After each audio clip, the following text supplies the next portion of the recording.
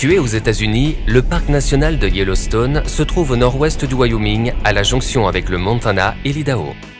Il est dans une région peu habitée et loin des grandes métropoles américaines qui sont Salt Lake City, Denver, Seattle, Portland ou San Francisco.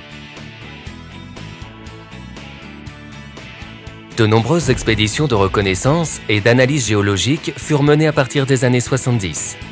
Et c'est le 1er mars 1872 que le domaine fut décrété parc national par le président américain Ulysse Grant pour préserver sa magnifique beauté naturelle.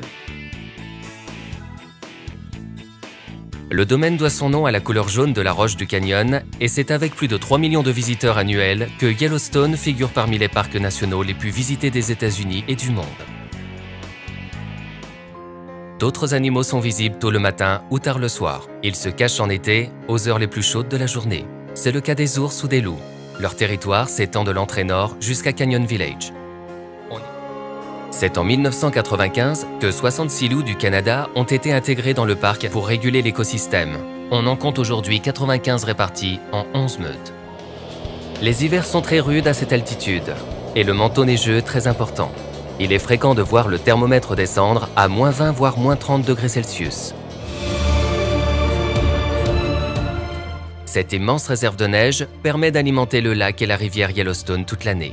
C'est à la fin du printemps, à la fonte des neiges, que le débit atteint son maximum, soit 1000 m3 par seconde contre 160 au plus bas en décembre.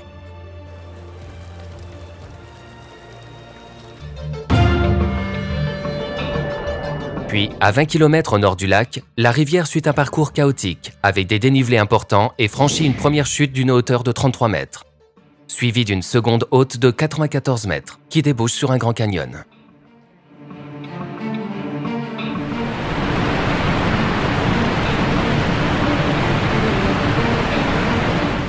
La structure d'un geyser est composée d'une cavité dans les profondeurs du sous-sol et d'un conduit remontant à la surface.